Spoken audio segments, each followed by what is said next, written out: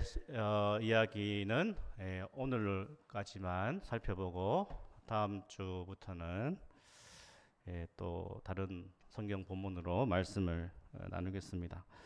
오늘 말씀의 제목은 섭리로 바라보는 인생, 그렇게 제목을 정했는데요. 우리가 이런 질문을 한번 해볼 수 있을 것 같습니다. 만약 하나님께서 우리의 미래를 다 알려주신다면 어떨까? 아직 일어나지 않은 일을 이미 다 알 수 있다면 어떨까?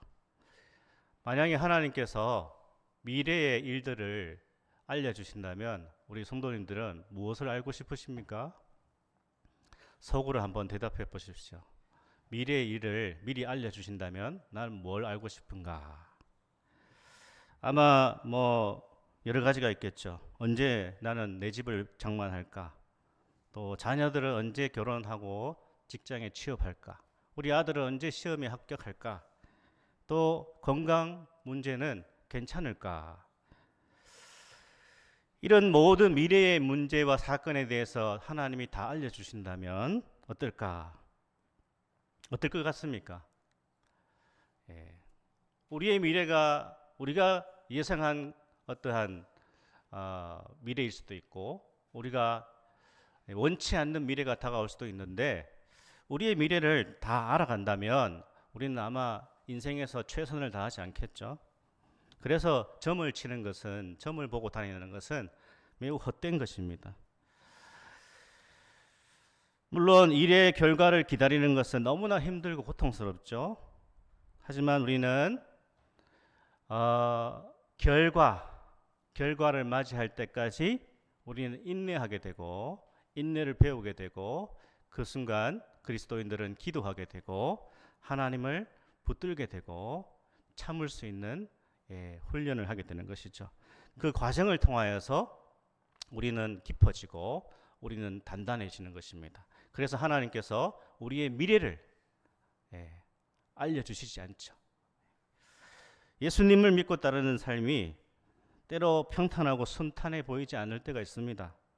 우리에게 많은 약속을 주셨지만 그것을 성취해 나가는 과정이 참 순탄해 보이지 않을 때가 있습니다. 하나님께서 성경을 통해서 이렇게 참 놀라운 약속들을 주셨지만 우리가 직면하는 현실 속에서 그 약속은 너무나 멀게 느껴지고 또 매우 꼬여 있는 것처럼 느껴집니다. 왜 그럴까? 우리는 이 과정을 통하여서 영적 긴장을 늦출 수 없는 것이죠. 어쩌면 하나님께서 우리가 늘 영적으로 긴장하고 정신을 차리고 깨어 있으라고 우리에게 주시는 하나님의 그 방법이 아닐까 그런 생각도 해봅니다. 따라서 우리는 이 하나님의 섭리라는 것을 믿을 때 하나님께서 이 세상을 창조하시고 이 세상을 운행해 나가시는 그것이 바로 섭리라고 하는 것인데 이 하나님의 섭리를 믿는 신앙 그것을 가장 잘 보여주는 것이 요셉이잖아요. 그래서 요셉의 인생은 하나님의 섭리를 우리가 깊이 들여다볼 수 있는 생애인데 이 하나님의 섭리라고 하는 이 섭리를 믿을 때 우리에게 주는 유익이 몇 가지 있습니다. 첫 번째는 하나님의 섭리가 주는 유익은 역경 속에서 인내할 수 있게 만들고요. 또 형통할 때에 감사할 수 있게 하고 왜냐하면 나에게 주어진 모든 좋은 것이 하나님의 섭리 가운데 이루어졌다는 것을 믿기 때문에 세 번째는 어떠한 상황에서도 하나님의 사랑을 확신할 수 있다. 요셉의 생애를 봐도 그렇잖아요. 요셉이 많은 우여곡절을 겪었지만 그를 향한 하나님의 사랑은 변함이 없었다라는 것이 바로 우리가 하나님의 섭리라고 하는 이 신앙을 붙들 때 주는 유익입니다. 그래서 조엘 비키라고 하는 유명한 미국의 탁월한 개혁주의 신학자요 목회자인 조엘 비키 목사는 이렇게 말했죠. 이 섭리신앙을 붙드는 그리스도인들은 이 세상에서 가장 낙관적인 사람이어야 한다.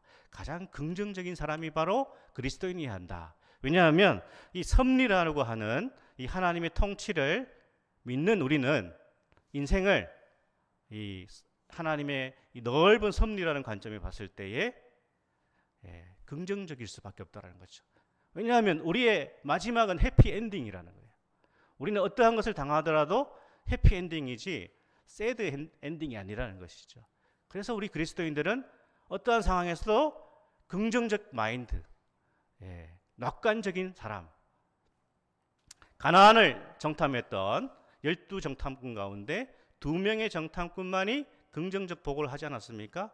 왜냐하면 이 여호수아와 갈렙만이 하나님의 관점에서 그 가나안 땅을 바라봤기 때문에 긍정적인 대답을 했고, 나머지 10명의 정탐꾼은 그 현실만 봤기 때문에 부정주의자가 되지 않았습니까? 그래서 이 섭리신앙은 우리를 긍정적인 사람으로, 낙관적인 사람으로 이끈다라는 것입니다. 그래서 오늘 본문을 통해서 우리가 마지막으로 이 요셉의 생애 가운데 하나님의 섭리가 주어졌는데, 우리가 섭리로 우리의 인생을 바라보고 해석하는 것이 어떠한 것인지를 같이 한번 살펴보고자 합니다. 먼저 이 섭리로 바라보는 인생은 우리의 인생을 하나님 중심으로 바라보게 한다라는 것을 알 수 있습니다. 우리가 오늘 본문을 통해서 보면요, 요셉은 이제 베냐민, 마지막 막내 동생 베냐민의 생명을 대신하겠다라고 하는 유다의 말을 요셉이 들었습니다. 지난 시간 살펴봤죠. 그리고 이 요셉은 이제 형제들 사이에 있는 진정한 화해, 연합, 하나됨을 확인했습니다. 창세기 45장 1절 2절에 보면 요셉은 대성통곡하죠. 요셉은 모든 것을 다 이제 확인했습니다. 형들이 변화되었다라는 것을 알았습니다. 그리고 요셉은 22년 만에 형들에게 이렇게 고백하고 있습니다. 나는 요셉이라. 이렇게 요셉이 고백을 하고 있습니다. 3절에 그렇게 되어 있죠. 요셉이 그 형들에게 이르되 나는 요셉이라. 요셉의 이 고백에는요, 요셉이 얼마나 하나님의 이 섭리, 하나님의 주권적인 섭리를 그가 철저하게 신뢰하고 있는지를 드러내는 것이 이 고백이라는 것인데, 요셉은 이렇게 말합니다. 5절부터 8절까지 한번 읽어보시겠습니다. 시작. 당신들이 나를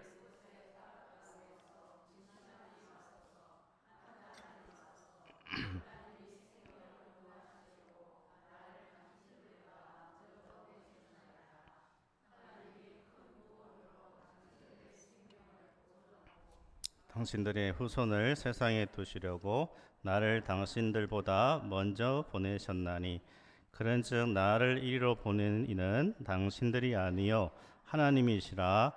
하나님이 나를 바로에게 아버지로 삼으시고 온 집의 주로 삼으시며 애굽 온 땅의 통치자로 삼으셨나이다. 아멘. 이 요셉의 말에는요, 고백에는 하나님 중심으로 가득 차 있다라는 것이죠. 그러니까 요셉은 자기의 인생을 하나님 중심으로 해석하고 바라보고 있었다라는 것입니다. 하나님이 온통 하나님 중심으로 요셉은 자기 삶을 해석하고 있습니다. 그리스도인은 누구인가? 하나님 앞에서 살아가는 사람이 그리스도인인데요, 하나님 중심으로 삶을 바라보고 해석하는 사람이 그리스도인이다, 크리스찬이다 라는 것입니다. 인생의 고통에서 망가지지 않을 사람이 있을까요? 인생의 시련 가운데 망가지지 않을 사람이 있겠습니까? 대부분의 사람들은 인생의 고통과 실패와 좌절 가운데 망가지죠. 큰 시련을 만나고 고난을 만나면 많은 사람이 망가져 버립니다. 삶을 포기하고 인생을 원망하고 생을 저주하죠. 다른 사람 다 잘 사는 것 같은데 내 인생은 왜 이 모양인가? 그렇지 않습니까? 주변을 보면요, 다 잘 사는 것 같아요. 근데 내 인생을 보면 내 인생은 왜 이런가? 그래서 이 인생의 큰 실패와 좌절 가운데 울부짖고 인생을 욕하고 저주하고 그렇게 망가져가는 것이죠. 그러니까 하나님 없는 인생, 하나님 중심의 삶을 살지 못할 때 인생의 큰 시련을 만나면 인생은 이런 식으로 망가져 버린다는 것입니다. 그래서 자기 삶에 의미가 없다. 내가 더 이상 살아갈 이유가 뭔가? 내가 이렇게 최선을 다했지만 결과가 이건가? 라고 해서 인생을 포기하고 싶어집니다. 반대로요, 하나님 없는 인생은 성공할수록 교만해지죠. 내가 다 이루었으니까 교만해집니다. 반드시 그렇게 됩니다. 잘 나가면 잘 나갈수록 반대 방향으로 망가지는 것입니다. 자신이 이룬 성공이나 좋은 것들이 다 내가 잘나서 이루었다고 하는 표현은 그렇게 안 할지라도 그 마음 깊숙한 곳에는 교만이 자리 잡고 있는 것입니다. 자기가 하나님이 되어 있습니다. 이것도 망가지는 것입니다. 하지만 성공이든 실패든 하나님 중심으로 삶을 해석하는 신자들은 인생을 다르게 살아갈 수 있는 것이죠. 그러니까 인생의 형통이 주어질 때 그 사람은 정말 진심으로 감사하게 됩니다. 하나님의 은혜에 감사하게 됩니다. 주님을 진정으로 찬송하게 되고 하나님을 예배하는 인생으로 그 인생이 나아가는 것이죠. 하나님이 주신 좋은 은혜와 복을, 자신의 형통을 나누는 삶, 그 삶으로 가는 것입니다. 왜냐? 하나님 중심으로 자기의 삶을 늘 해석했기 때문에. 그러니까 나이가 누리는 모든 좋은 것이 하나님이 주신 은혜와 복이라는 것을 믿는 사람은 이 형통 속에서 감사하고 찬송하고 주님을 높이고 하나님 기뻐하시는 일을 더 많이 해 나간다라는 것입니다. 이것이 하나님 중심으로 삶을 해석하는 사람의 모습이라는 것이죠. 인생이 뜻대로 풀리지 않을 때도 하나님의 사람들은, 하나님 중심으로 하나님의 섭리를 믿는 신자들은 인내합니다. 고통스럽지만 인내합니다. 그리고 기도하게 됩니다. 주님의 때를 기다리는 것이죠. 주님의 신실하심, 어떠한 상황에서도 나를 버리지 않으시고 외면하지 않으시고 하나님의 크신 뜻이 있다라는 것을 믿고 계속 나아가는 것이죠. 이것이 바로 그리스도인의 정체성이라는 것입니다. 이것이 그리스도인이라는 것입니다. 이것이 예수 믿는 사람입니다. 그래서 우리가 나는 예수 믿습니다라는 것을 어떻게 해석할 수 있습니까? 나는 예수 믿습니다. 저는 모든 삶을 하나님 중심으로 바라보고 저는 해석하기 시작했습니다. 이게 나는 예수 믿는다라는 뜻입니다. 할렐루야. 이 할렐루야가 뭐죠? 우리가 일이 잘 될 때, 형통할 때 할렐루야 하지 않습니까? 이 할렐루야는 모든 영광 하나님께 돌려드립니다인데 우리가 꼭 성공할 때만 할렐루야가 아니고 어려움과 고난과 시련을 만날 때도 우리는 어떠한 상황에서도 할렐루야 할 수 있는 것입니다. 왜요? 일이 잘 풀리지 않아도 하나님은 여전히 일하고 계신다는 것을 믿기 때문에, 내가 지금 겪고 있는 현실에서 일이 꼬이고 문제가 생겼지만 그러나 그 순간에도 하나님은 여전히 하나님의 일을 하고 계심을 믿기 때문에 우리는 할렐루야 할 수 있는 것입니다. 이게 너무나 어렵지만 하나님 중심의 삶을 살아가는 성도들은 이 고백을 하는 것이죠. 어떤 성도는 다른 사람들에 비해서 환난과 고난이 더 많을 수 있습니다. 이것은 너무나 힘든 일입니다. 남다른 고통이 있습니다. 아픔이 있습니다. 남들이 잘 겪지 않는 불행한 어떠한 일들을 겪을 수 있습니다. 하지만 우리가 분명히 기억해야 될 것은 고난과 시련이 신자의 마지막 페이지가 아니다. 고난이 클수록 우리는 그 고난의 현실에 매몰되지 않고 소망의 미래를 항상 바라봐야 되는 것입니다. 그래서 가장 큰 믿음은 뭘까요? 가장 큰 믿음은 현재의 고난을 이겨낼 수 있는 믿음이 가장 큰 믿음이에요. 우리의 믿음이라는 것은 고난의 순간에 여실히 드러납니다. 좋을 때는 다 믿음 좋지 않습니까? 좋을 때는 누구나 할렐루야 할 수 있고 좋을 때는 열심히 할 수 있어요. 그러나 인생의 어려움이 닥치고 문제가 닥치고 시련이 닥치는 그 가운데서도 인내하며 주님을 바라볼 수 있는 그 믿음은 진정 위대한 믿음입니다. 그 믿음을 통과한 신자들은 정말 견고한 하나님의 사람들이 되는 것입니다. 그래서 하나님께서 우리 인생을 그렇게 이끌어 가시는 것이죠. 그렇습니다. 아직 끝난 것이 아닙니다. 우리는 고난을 당하고 있고 문제에 직면하고 있고 어려움을 만나지만 아직 끝난 것이 아니고요. 아직 우리가 망한 것이 아니고 여전히 희망은 있고 여전히 답은 하나님께 있음을 믿습니다. 우리 인생에도 우리를 힘들게 하고 어렵게 하고 고통스럽게 한 문제가 있을 수 있죠. 요셉처럼 남들에게 말할 수 없는 고통이 있을 수 있습니다. 어떤 사람 때문에 요셉처럼 고통을 겪기도 합니다. 하지만 정말 핵심은 그 사람이 아닐 수 있습니다. 그 상황이 아닐 수 있습니다. 우리의 인생을 불행하게 한 것은 그 사람도 그 환경도 아니라 하나님께서 섭리 가운데 그 모든 것을 허락하셨다라는 것을 우리가 믿는 것이죠. 받아들이는 것입니다. 그래서 하나님의 섭리를 고백하는 신앙은 모든 것을 하나님 중심으로 바라보고 해석하는 그러한 삶이 하나님 중심의 삶을 살아가게 되는 것입니다. 어떠한 상황에서도 하나님 중심으로 삶을 해석하고 바라볼 수 있기를 축복합니다. 요셉은 형들에게요 이렇게 말합니다. 우리 4절을 보시면요 이렇게 말하는데 4절 한번 읽어볼까요? 우리 본문 4절 말씀. 요셉이 형들에게 이르되 내게로 가까이 오소서. 그들이 가까이 가니 이르되 나는 당신들의 아우 요셉이니 당신들이 애굽의 판자라. 아멘. 이렇게 말해버리죠. 당신들이 애굽의 판자라. 이 말이 무슨 뜻일까요? 형들의 죄를, 형들의 잘못을 지금 폭로하고 있는 것입니다. 당신들은 분명히 죄를 지었습니다. 이렇게 말하고 있는 것입니다. 요셉이 총리가 되었다고 해서 형들의 죄가 사라지는 것이 아닙니다. 이것이 하나님이 하시는 일이죠. 이것이 하나님의 주권적인 섭리가 역사하는 방법입니다. 하나님은 선악간에 행한 모든 일을 어떻게 해요? 결국에 판단하신다는 것입니다. 궁극적으로 모든 인생은 그리스도의 심판대 앞에 설 것입니다. 신자만이 아니라 모든 인간은 예수 그리스도의 심판대 앞에 서게 될 것입니다. 요셉은 예수님을 예표하는 사람입니다.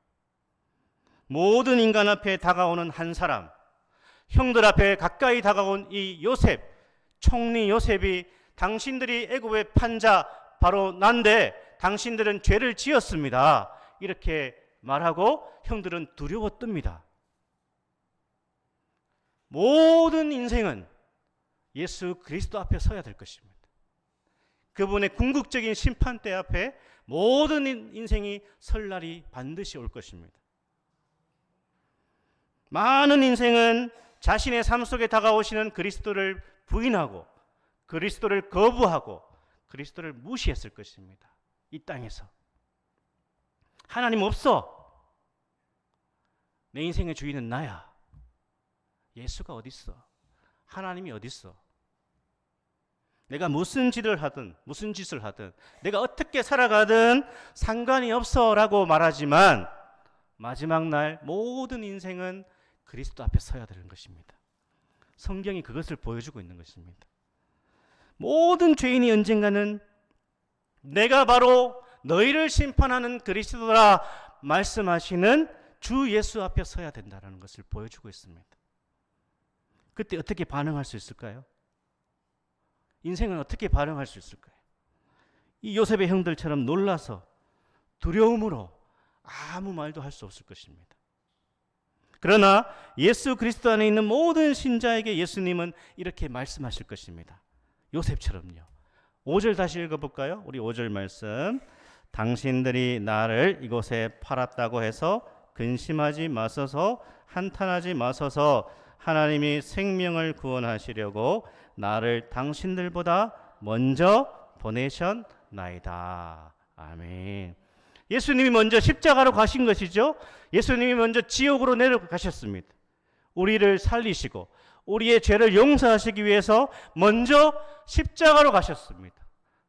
요셉이 빠졌던 그 구덩이, 그 지옥에 내려가셔서 우리의 모든 죄값을 다 치르신 것이죠.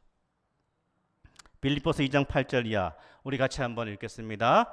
사람의 모양으로 나타나사 자기를 낮추시고 죽기까지 복종하셨으니 곧 십자가에 죽으심이라.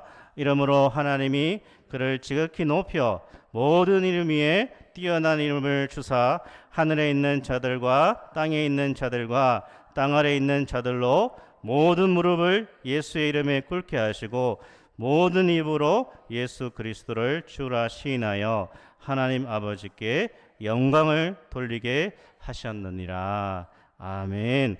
예수님은 더 위대한 요셉이라는 거예요.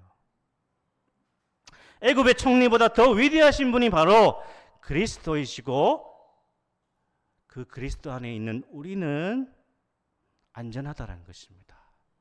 주님이 우리를 안아주신다는 것입니다. 그 유일한 조건이 뭐죠? 이 땅에서, 이 생애에서 회개하고 그리스도께로 나오는 것이죠. 자신의 죄를 회개하고 그리스도 앞에 나오는 자만이 마지막 날 그리스도의 심판대 앞에서 우리는 정죄를 당하지 않게 되는 것입니다. 그 주님을 계속 믿고 그 주님을 따라가야 된다는 것입니다. 하나님의 섭리를 믿는 사람의 마음속에 일어나는 반응이 있습니다. 그것은 바로 진실한 회개의 삶을 계속 살아간다는 것입니다. 우리가 예수님을 믿을 때 회개하지만, 회심하지만, 그러나 우리가 예수님이 마지막에 이 땅에 오셔서 모든 것을 심판하실 그때까지 모든 진실한 신자들은 주님의 말씀 앞에 서고 그 말씀 앞에 회개하고 돌이키고 순종의 삶을 살아가는 것입니다. 모든 사건과 일들 속에 깃든 하나님의 손길을 보는 사람은 날마다 하나님의 뜻을 깨닫고 돌이키는 사람이다라는 것이죠.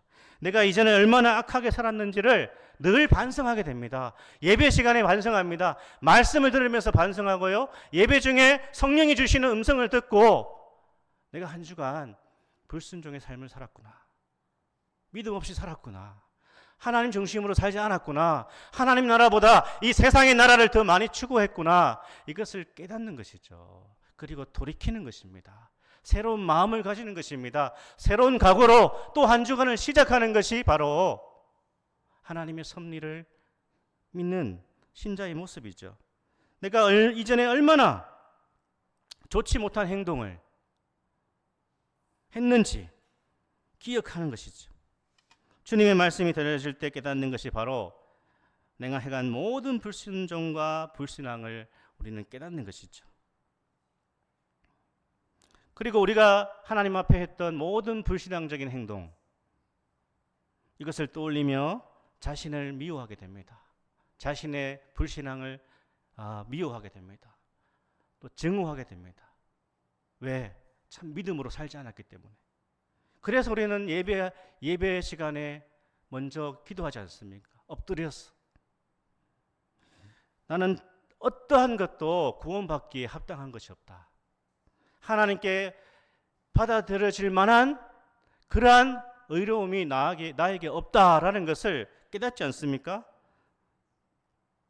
오직 내가 받아들여지는 것은 주님께서 그 위대하신 구원으로 나를 구원해 주셨다라는 것을 늘 깨닫는 것이죠. 이것을 깨달을 때 우리는 자신의 죄를 슬퍼하게 되는 것입니다. 나의 불신앙을 슬퍼하게 되는 것입니다. 그래서 우리는 하나님 앞에 설 때마다 늘 자기 자신을 들여다보는 것이죠. 자신의 죄를 슬퍼하고 미워하고 내 욕망과 내 욕심을 따라 살아가는 것을 회개하게 되는 것이죠. 그리고 점점 그 죄에서 떠나서요, 새로운 순종의 삶을 살고자 하는 마음을 가지게 되는 것입니다. 그래서 하나님의 이 섭리를 깨닫는 신자들은 날마다 새로워지는 것입니다. 회개를 통하여서 날마다 새로움을 경험하게 되는 것이죠. 그래서 섭리로 인생을 바라보는 인생은 날마다 주님 앞에 회개하고 돌이키는 인생입니다. 섭리에 대한 이 믿음과 섭리로 우리의 인생을 바라보는 인생은 요셉의 생애에서 가장 중요한 용서의 삶으로 이끈다라는 것이죠. 요셉이 형제들에게 가까이 가서 말합니다. 14절 15절을 우리가 한번 읽어보겠습니다. 14절 15절 말씀. 자기 아우 베냐민의 목을 안고 우니 베냐민도 요셉의 목을 안고 우니라. 요셉이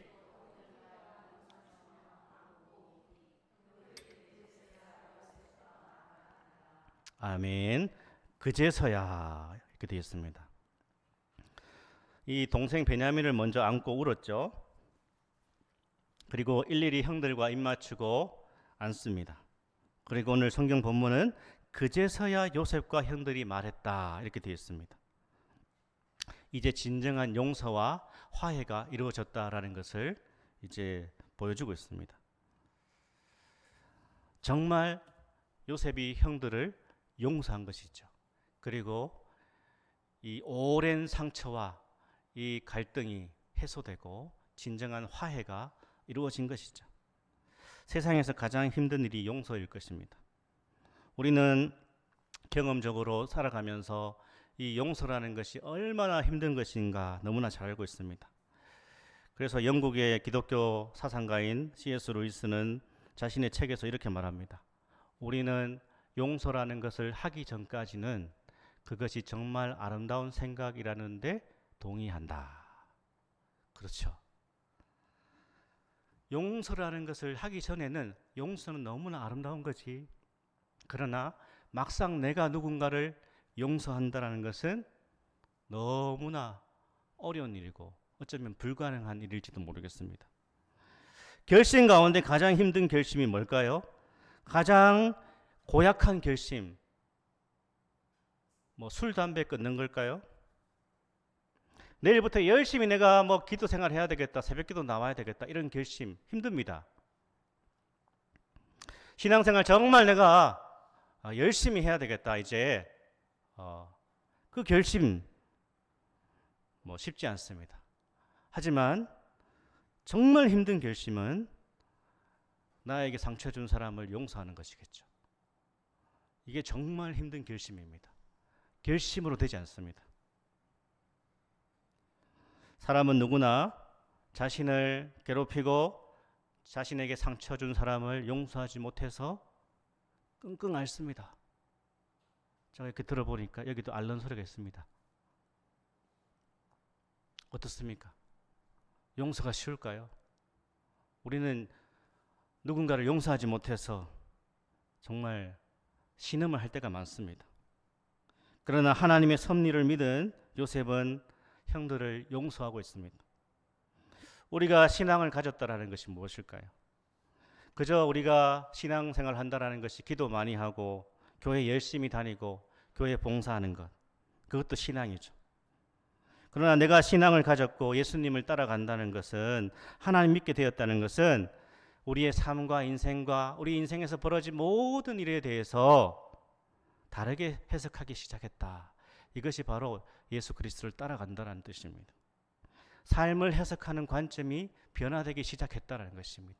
세상엔 절대로 용서라는 것이 이루어질 수 없습니다. 화해라는 것도 사실 그냥 표면적으로 이루어지지 진정한 화해라는 것은 이루어질 수가 없습니다.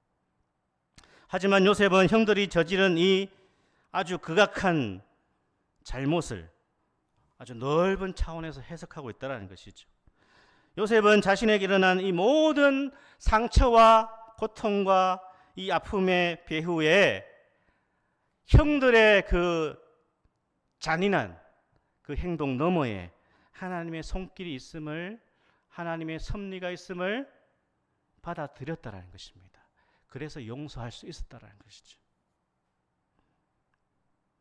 그래서 요셉은 하나님의 섭리를 믿는 자의 용서를 보여주고 있습니다. 사랑하는 여러분, 우리는 누군가를 용서할 때 예수님의 용서를 비로소 그때 깨닫게 됩니다. 그렇지 않고는 주님의 용서가 무엇인지를 모릅니다. 저도 마찬가지고요. 아무리 좋은 얘기하고 아무리 신앙적인 얘기해도 내가 정말 누군가를 정말 진심으로 용서하는 그 순간 예수님의 용서가 어떤 것인지를 깨닫게 되는 것이죠. 예수님은 십자가에 달려서도 자신을 십자가에 못 박은 그 자들을 용서하셨죠. 우리 죄인들을 용서하셨고 용서의 기도를 마지막까지 올리셨습니다. 사랑하는 여러분, 우리는 나에게 상처 준 사람들, 나에게 피해를 준 사람들, 그 사람도 하나님의 선한 도구가 될 수 있었다라는 것을 받아들일 수 있겠습니까? 그 사람 때문에 내가 인내를 배우게 되었다. 그 사람 때문에 내가 얼마나 마음이 좁은지를 내가 깨닫게 되었다. 그 사람 때문에 예수님이 나를 용서하는 것이 얼마나 위대한 사랑인지를 깨닫게 되었다라고 고백할 수 있을까요? 예수님은 용서할 수 없는 죄인들을 용서하시며 안아주셨습니다. 사랑하는 여러분, 하나님의 섭리를 받아들이는 우리의 삶에는 누군가를 용서하는 이 용서가 있을 때 예수 그리스도를 진정으로 따라가게 된다는 것을 우리가 꼭 기억할 수 있기를 소망합니다. 우리는 요셉의 생애를 살펴봤는데 요셉의 생애가 하나님의 섭리라는 것을 잘 보여줍니다. 하나님의 섭리가 어떻게 펼쳐지는지를 요셉의 생애에서 보여주고 있는데요. 저는 이 섭리라는 것을 생각할 때에 소설을 한번 생각해 봤습니다. 위대한 소설이 있지 않습니까? 우리나라 소설 가운데 태백산맥도 있고 토지라고 하는 그러한 장편 소설도 있고 또 위대한 문학이라고 하는 죄와 벌 같은 소설도 있고요. 또 젊은 세대가 좋아하는 또 어린이들이 좋아하는 소설 가운데는 해리포터 시리즈 이런 것도 있습니다. 여기 보면 우리가 소설을 읽어보신 분들도 많겠지만 장편 소설을 읽어보면 거기에 등장인물이 엄청나게 많이 등장합니다. 그리고 그 이름도 외국인 같은 경우, 외국 소설 같은 경우는 아예 러시아 문학 같은 경우는 그냥 등장인물의 이름도 외우기 힘들어요. 굉장히 많이 나타나고 등장인물이 이 사건들이 얽혀 있지 않습니까? 그리고 이 소설에 보면 주인공이 우여곡절을 겪지 않습니까? 하지만 이 소설에 보면요, 결국에 주인공은 이 성장을 하게 되고 마지막에 행복하게 됩니다. 근데 우리가 이 소설에서 생각할 수 있는 것은 이 소설의 등장인물들은 사건이 어떻게 진행될지를 모른다라는 거예요. 그렇잖아요. 여러분 생각해 보십시오. 드라마를 여러분이 많이 보실 텐데 드라마를 볼 때 이 드라마 결론이 어떻게 될지, 주인공이 어떻게 될지, 그 나쁜 악당은 어떻게 될지 모릅니다. 소설도 마찬가지고요. 사건의 진행은 누구만 알 수 있습니까? 이 소설이 어떻게 펼쳐지고 주인공이 어떻게 될까? 그것은 오직 소설을 쓰는 작가만 모든 것을 알고 있는 것이죠. 이런저런 일을 겪으면서 마침내 어떻게 마무리될 것을 다 알고 머릿속에 가지고 있는 사람은 이 소설의 작가입니다. 우리는 이 요셉의 이야기를 통해서 하나님의 섭리라는 것을, 우리가 어떤 일을 겪든 하나님은 마치 소설의 주인공처럼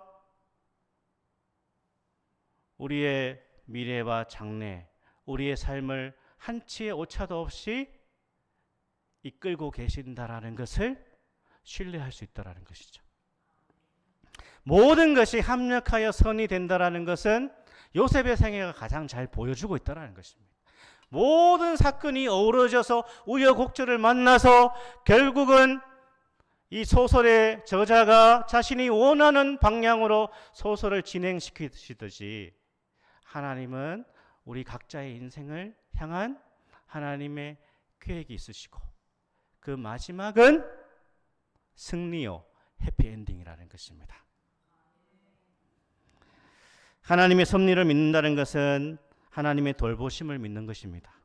하나님은 하나님께 속한 자를 그냥 버려두시지 않는다라는 것을 믿는 것이 하나님의 섭리를 믿는 것입니다. 하나님께서 아버지다운 사랑으로 항상 우리를 돌보고 계신다라는 것을 믿는 것이 섭리를 따르는 것입니다.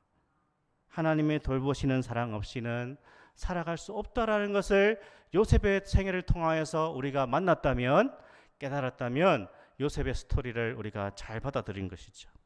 이 세상엔 눈물 골짜기와 같습니다. 요셉은 기쁨의 눈물을 흘리기까지 오늘 본문에서 보는 것처럼 많은 슬픔의 눈물을 흘렸습니다. 우리 인생 역시 슬픔이 그토록 많지만 그 슬픔에 잠겨 살지 않아도 되는 것은 하나님 아버지가 섭리 가운데 우리를 다스리고 있다는 것을 믿을 때 우리는 슬픔에 잠기지 않고 다시 일어날 수 있다는 것입니다.